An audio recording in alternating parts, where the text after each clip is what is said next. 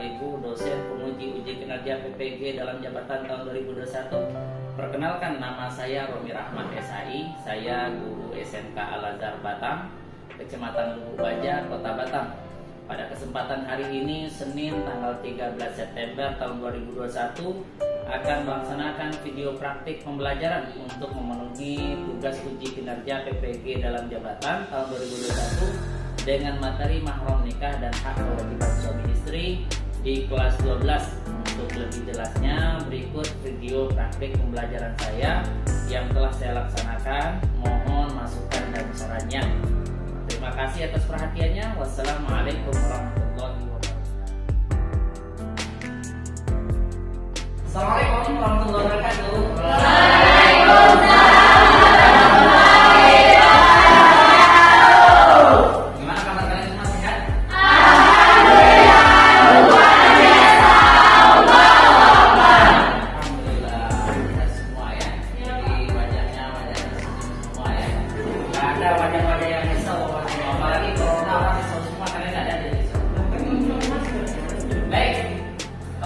Seperti biasa, sebelum pembelajaran kita berdoa terlebih dulu. Mohon kepada Reni siapkan.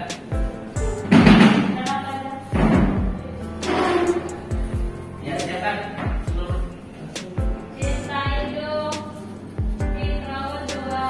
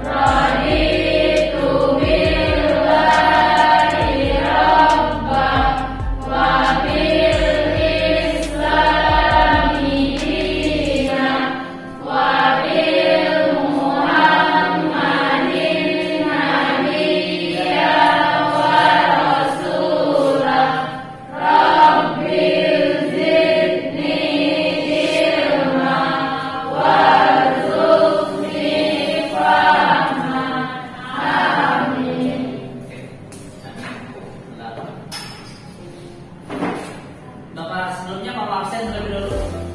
Rizal hadir. Aznur Hadir, Pak. Davina,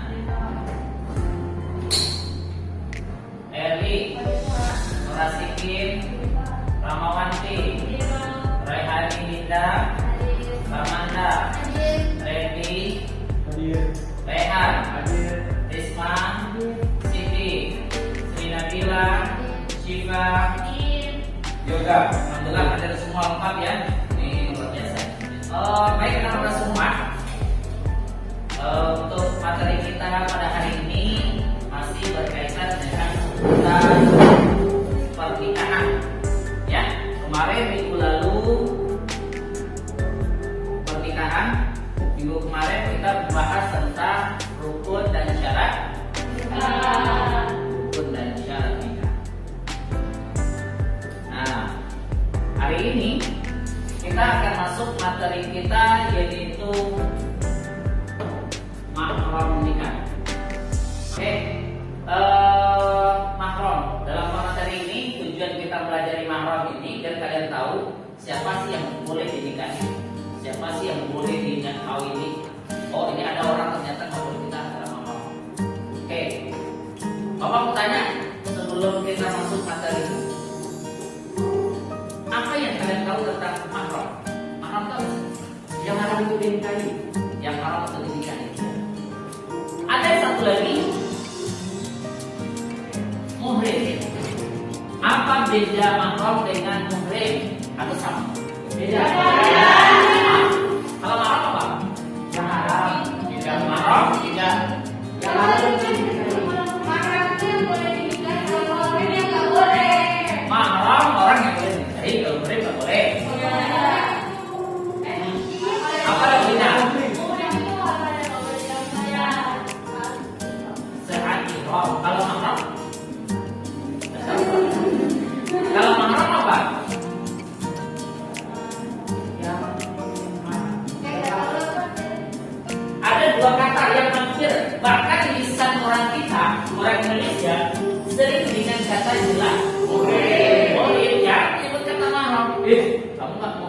loh.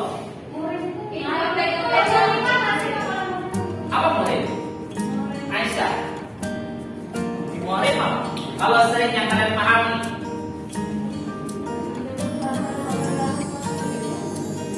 Hal-hal yang tidak boleh dilakukan di saat ihram. Kalau mahram,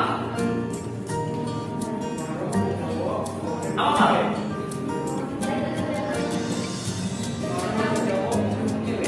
Mahram untuk cowok, untuk cewek. Ya, oke. Bapak, ada yang bisa lebih jelas menjelaskan sedikit? Mahram dengan murid. Mahram tadi kata Yoga apa? Orang yang haram untuk dinikahi. Orang yang haram untuk dinikahi. Kalau murid apa Davina? Murid apa tadi Davina? Hal-hal yang terlarang dilakukan selama sedang melaksanakan ibadah ihram. Gunakan pakaian ihram. Jadi sebenarnya kita kembali. Yang kita pahami kata murid itu orang yang harus dinikahi kan? Kamu kok murid mah pulau kita murid kan? Bahasa seperti itu sering kita pahami. Padahal kata mahram dengan murid itu artinya nggak beda. Mahram ini adalah orang yang haram dinikahi. Kalau murid, hal-hal yang terlarang dilakukan oleh seseorang selama ihram. Ya, paham sampai di sini? Oke, paham. Baik, coba kita lihat. Ya, murid apa? Orang yang tak boleh dinikahi.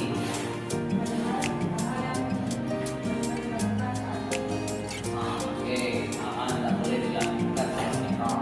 Baik.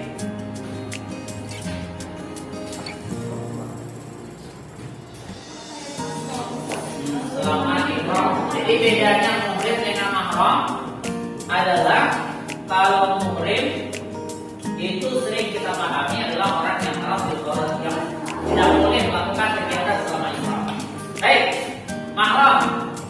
Mahram ini terbagi kepada dua. Ada yang sifatnya selamanya, ada yang sementara. Mahram selamanya kira-kira berkali apa? Saudara, apa lagi? Saudara. Darah daging ini karena ikatan keluarga. Siapa lagi yang boleh dinikahi? Istri. Kalau dia suami boleh. Satu susuan. Oke, satu susuan. Habis itu apa lagi? Satu susuan apa ya?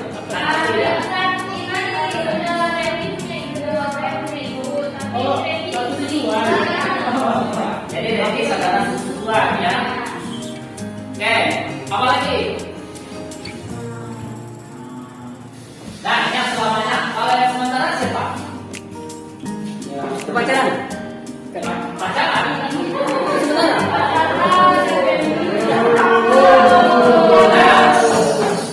Kalau yang sementara siapa? Suami istri. Calon Oke. Sepupu. Oke, sepupu apa lagi? Apa lagi? Amanda, yang kira-kira sementara aja kita nggak boleh nikah dengan dia. Tapi kalau suatu saat boleh, kalau udah selesai.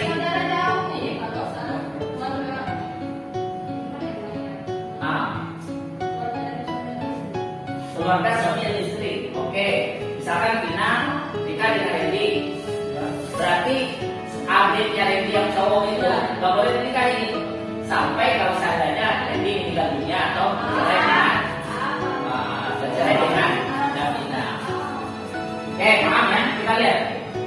Nanti kita akan perjelas siapa sih yang selama-lamanya. Mahram yang selama-lamanya, perhatikan di sini. Itu boleh terlihat aurat kecilnya. Aurat kecilnya mana? Rambut. Kalian sama adik mahram selama-lamanya? Iya. Kan nikah selama-lamanya. Orang tua, dengan om, dengan tante. tante, dengan ponaan. Itu haram kan enggak? Haram. Boleh nggak terlihat orang kecilnya? Boleh. Rambutnya pendek, boleh. Yang kedua apa lagi? Boleh bersentuhan. Boleh bersentuhan. Kita dengan adik, boleh nggak? Boleh. Jangan bersentuhan, puncaknya sering dia tidur Pak bangunkan dia di sana. Bukan sentuh lagi, puncak boleh. Kalau kamu lagi, ada adik, sering kamu gabung. Bukan sentuh lagi, bukan.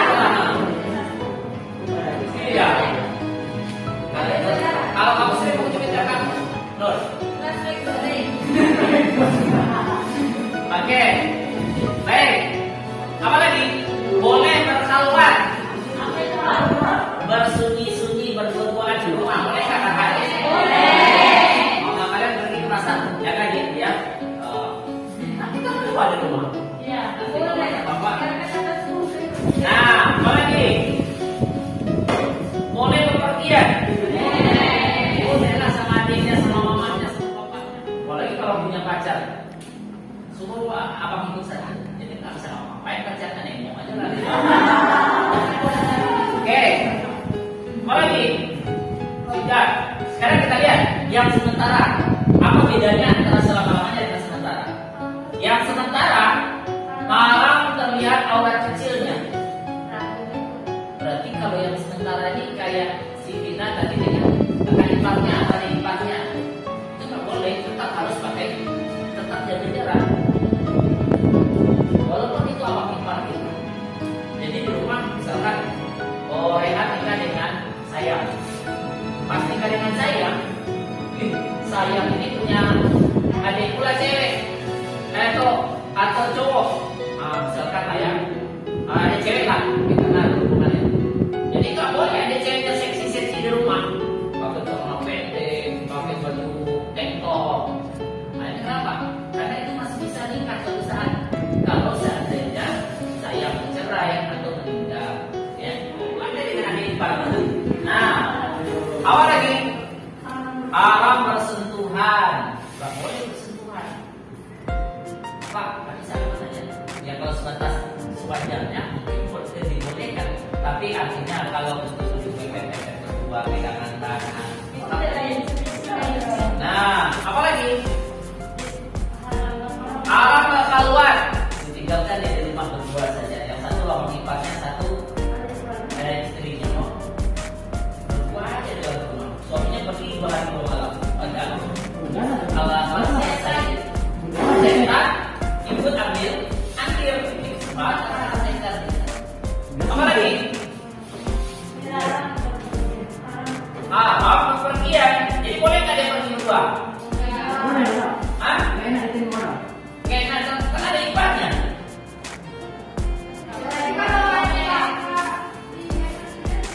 Kalau dia berpergian dalam arti tanda kutip, berpergian misalkan boncengan, Sayang pergi sekolah, abang iparnya juga searah pergi sekolah, pergi kerja, boleh. Tapi kalau sempat pergi malam boncengan keluar juga tadi malam, sembunyi-sembunyi, tengok kiri kanan ini. Bahaya itu, ada adegan. Oke, baik. Paham sampai di sini? Paham. Siapa yang termasuk saudara mahram selama-lamanya? Oke, yang mahram selama-lamanya itu anak, tunangan, cincin, nasab. Nasab tapi boleh nggak? Nanti kita bahas. Lalu yang kedua, yang termasuk mahram pernikahan. Siapa lagi? Persusuan.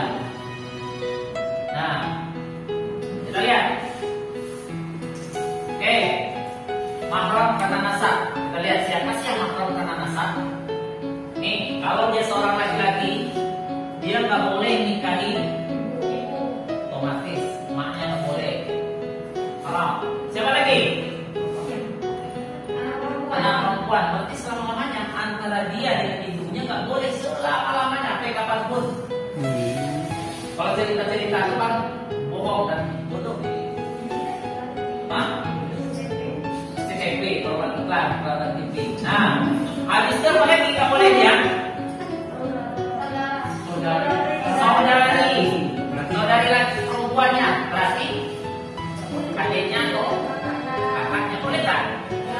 kakak sampai kapanpun boleh nggak? Boleh.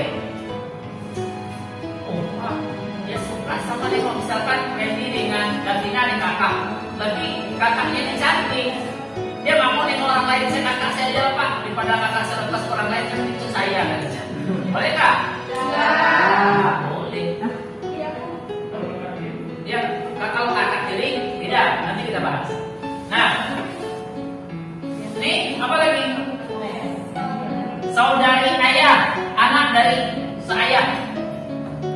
Ibunya beda, tapi ayahnya sama. Boleh nggak? Ya, tetap nggak boleh. Nih, saudari seibu, boleh nggak?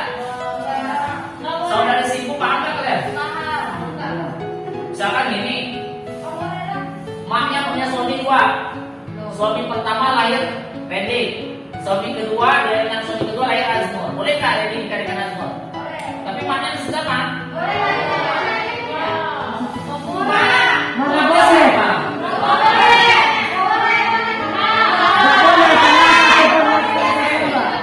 Baik, kalau dia seandainya susunya susu botol.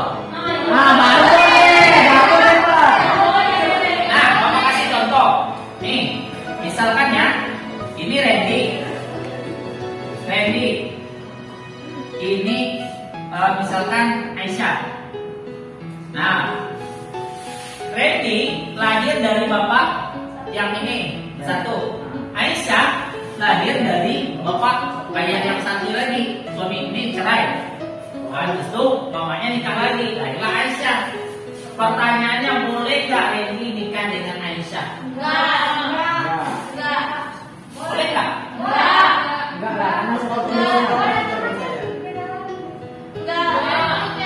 Pertanyaannya, kamu boleh nggak nikah dengan adikmu nanti? Misalnya adikmu cowok dan tapi bapaknya beda. Hah? Boleh nggak? Boleh.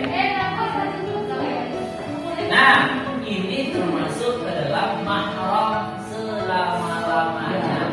Nggak boleh. Karena ada penting kata ini. Artinya dia ini masih satu ibu. Masa satu ibu masih juga berharap dengan adiknya. Oke, sampai di sini paham? Siap, Pak. Oke, lalu yang nggak boleh juga bibi. Bibi tahu? Tante. Baik dari garis ayah atau garis baik. Nah, terus siapa lagi nggak boleh? Ponakan nggak boleh, ponakan. Keponakan boleh nggak? Nggak boleh. Keponakan artinya misalkan siapa nama kakakmu? Siti. Kakakmu Siti itu punya adik anak cowok. Seumuran dengan Nur, boleh nggak ya ponakan dari kalian? Nggak boleh. Kenapa?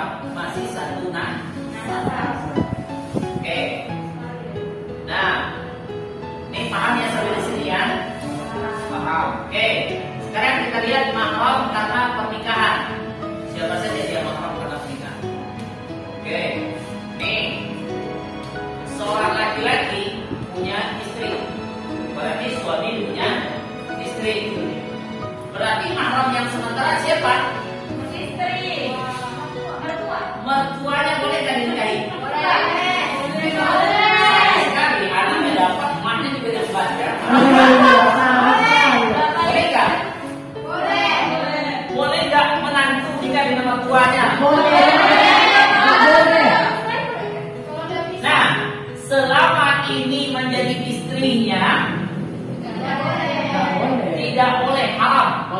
Tapi, kalau seandainya ini misalkan maknya dia nanda cerai, ya lagi status, ya udahlah karena emaknya nanda udah selesai dengan emaknya. Boleh. Nikah dengan emaknya, boleh nggak? Boleh, karena ini hanya sementara. Kapan waktunya berakhir? Ketika ini statusnya selesai. Jadi kalau menggandeng dua itu boleh, harus salah satu. Oke, siapa lagi? Nggak boleh. Anak tiri boleh nggak dinikahi? Boleh. Anak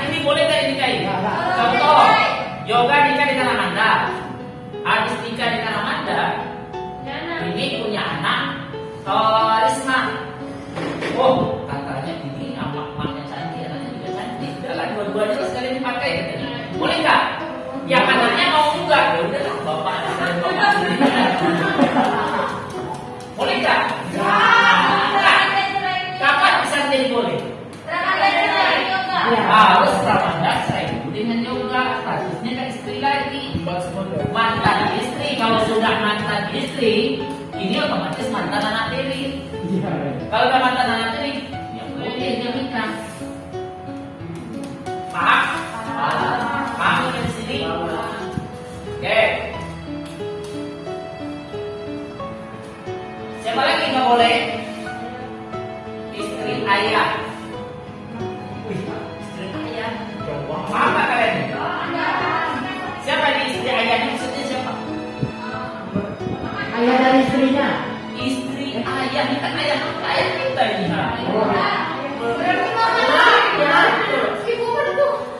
Apa ini? Wah.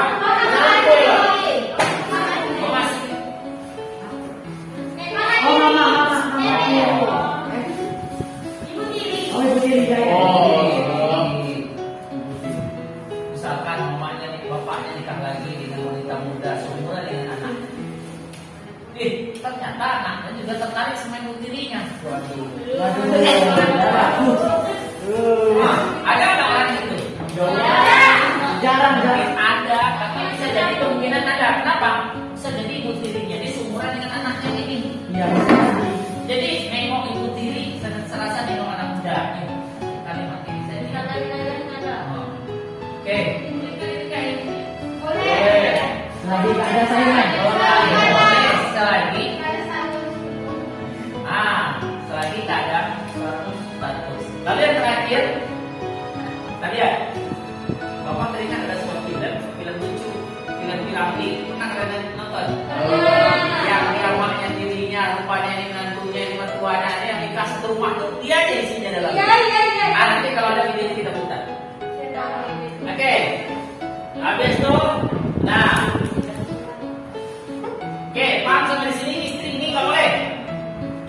Istri anak. Kalau seandainya dia punya anak laki, kemudian istri anaknya menantunya, bolehkah dia nikah menantunya? Kalau anaknya tidak cerai, jadi ada asis yang bikin piramid itu.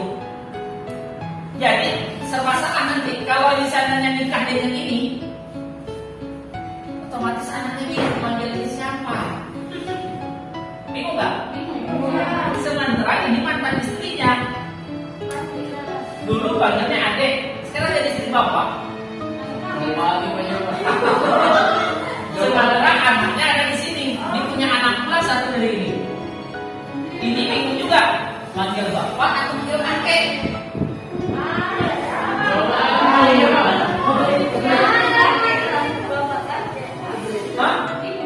Boleh nggak gitu? Pertanyaannya boleh nggak? Dengan catatan harus cerai dulu. Tapi masalah ambil memanggil itu urusan mereka lah. Gimana cara manggilnya? Yang ini jumpanya, nak, dia manggil suaminya dulu, abang sekarang, nak sini dulu, ke mantan suaminya. Gimana lagi? Termasuk jadi ibu tirinya. Oke, kalian paham sampai di sini?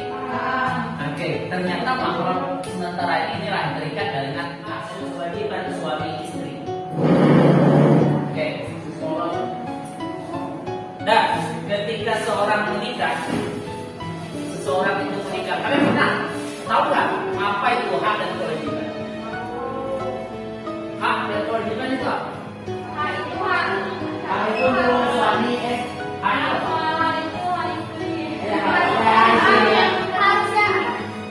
Hak itu apa?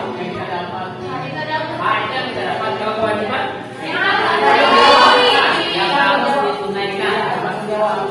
Oke. Baik. Ternyata ketika seseorang itu menikah, maka akan menimbulkan berikan kenikmatan. Apalagi apa itu?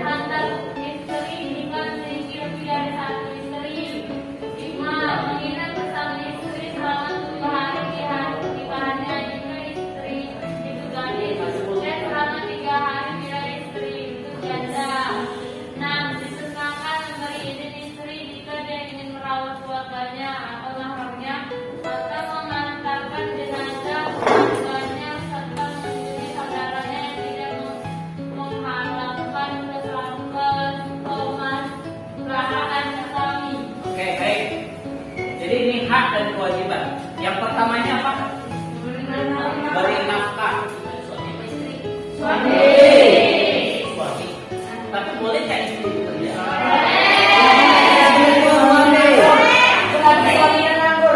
Kalau seandainya kebutuhan hidup mereka, kalau suami berikan izin, yang pertama yang kedua,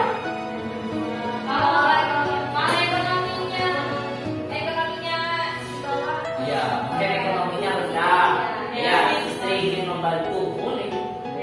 Nah, nih menyediakan tempat tinggal. Kalau nggak sanggup di rumah, mengontrakkan, itu boleh kos, kamar kos, boleh. Yang kedua istimta, apa istimta?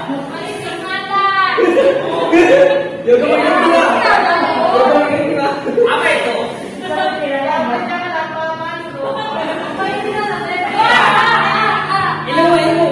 Ini kan ilmu. Nah, istimta ini apa? Memberikan kenikmatan kepada istrinya, bersenang-senang dengan istri. Istrinya pengen dimanja, itu harus kewajiban. Jangan istri itu disuruh hanya, cuci, masak, buat kopi. Ini bukan itu aja juga istri. Berikan kenikmatan, kesenangan. Ayo kita refreshing memulai jalan.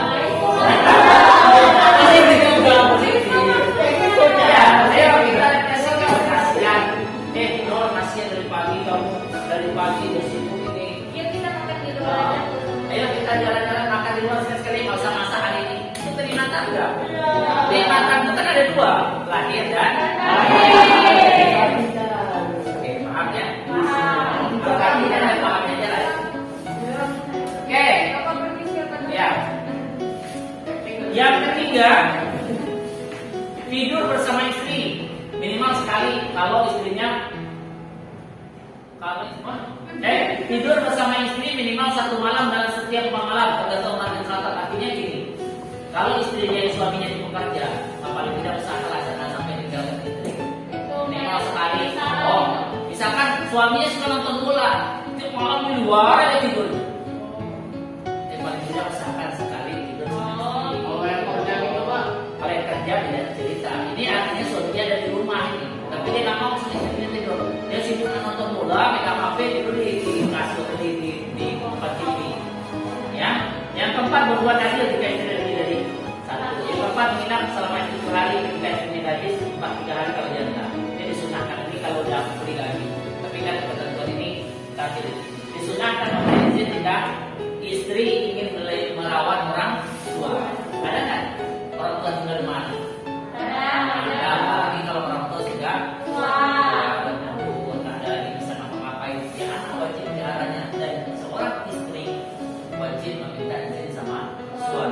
suami disunahkan bahkan pahala besar bagi dia jika mengizinkan istrinya merawat orang tua. Oke, kita lihat kewajiban istri ya Pak. Oke, menaati suaminya. Kedua kemudian menjaga suami. Yang ketiga bekerja sama suami jika suami menghendaki. Ya kalau memang alasannya dibenarkan boleh, tapi kalau alasannya mungkin karena dia nggak mau atau karena diperkuat atau karena lagi ini dosa. Apalagi kita shopping yuk, enggak lah di rumahnya nonton. Nggak mungkin.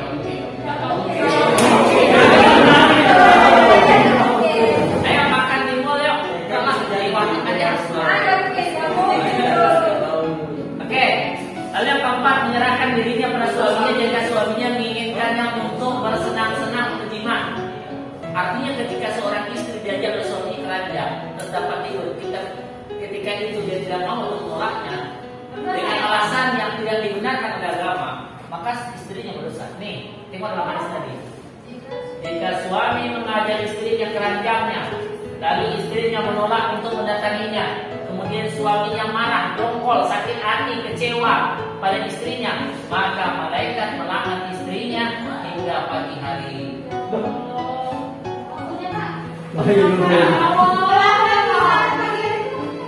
Kalau dia malam hari misalkan, contoh ya, kalau kasih contoh. Reni nikah dengan Eli. Ya, setelah nikah dengan Eli, Habis itu kan biasa kalau suami istri, dek, kamarnya udah nggak kita tidur lagi. Pokoknya menolak semuanya. Maka ketika suaminya marah, tidak senang, sakit hati, kecewa, maka malaikat pun ikut marah. Dengan alasan istrinya memang alasan yang tidak diterima. Istrinya mungkin lagi mabuk, capek. Dia tidak ini, nggak ada semacam jiwa manisnya kepada suaminya. Tetapi karena mungkin alasannya memang alasan yang digunakan, masalah. Alasan yang digunakan, misalkan karena istrinya siang itu memang capek sekali, atau memang istrinya itu adalah keadaan haid, tidak bisa melayani suaminya. Itu boleh kalau memang alasannya dia di rumah nggak ngapa-ngapain, santai aja, tapi dia nggak mau pulang. Nah, itu wajib.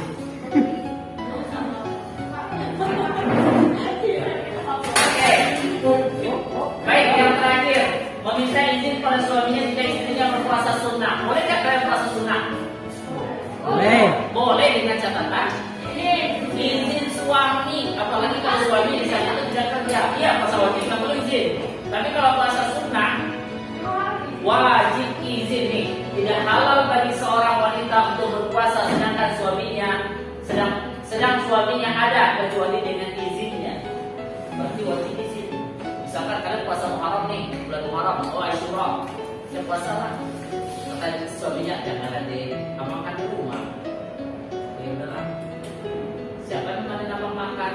Oh, ini misalkan, maka dia lebih berpahala untuk tidak berpuasa dibandingkan dia berpuasa. Sampai di sini paham? Paham. Oke. Baik ya, tugas soal pertama. Ini mau kasih proses soal pertama. Ya, PR ya. Ini kita gabungan materi kita dari yang sebelumnya. Ya, materi kita. Soal pertama, jelaskanlah yang dimaksud dengan nikah.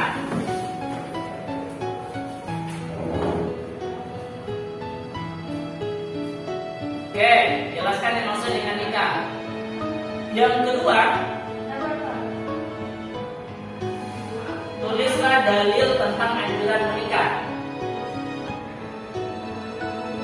Tentang anjuran menikah. Tiga, sebutkan rukun dan syarat nikah. Sebutkan rukun dan syarat nikah. Oke, yang keempat, sebutkan siapa saja yang termasuk ke dalam kategori mahram selama-lamanya. Sebutkan siapa saja yang termasuk ke dalam kategori mahram selama-lamanya.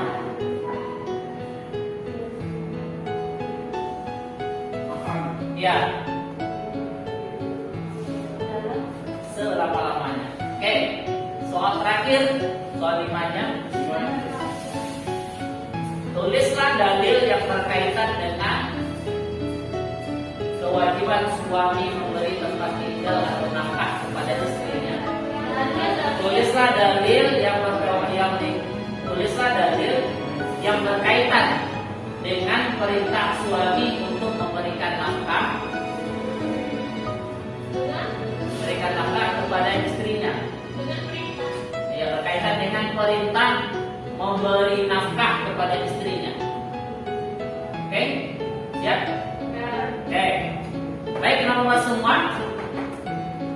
Sebelum mengakhiri pertemuan kita kali ini, kira-kira apa kesimpulan yang dapat kita tarik dari materi kita dua tadi, mahram dengan hak dan kewajiban suami istri? Linda. Mahram, apa yang kalian mau dapat simpulkan berkaitan dengan materi kita hari ini? Kalau saya Pak, saya dari kamu ternyata kayak bukan muhrim itu bukan yang nggak boleh kedua bukan muhrim, ternyata ada arti lainnya gitu. Iya, oke. Kalau hak kewajiban suami istri ternyata banyak kan? Banyak. Saya kira kasih sesuatu tuh harus izin, masa izin. Oke. Apa yang bisa kita simpulkan dari materi kita ini? Ternyata mahram itu ada berapa?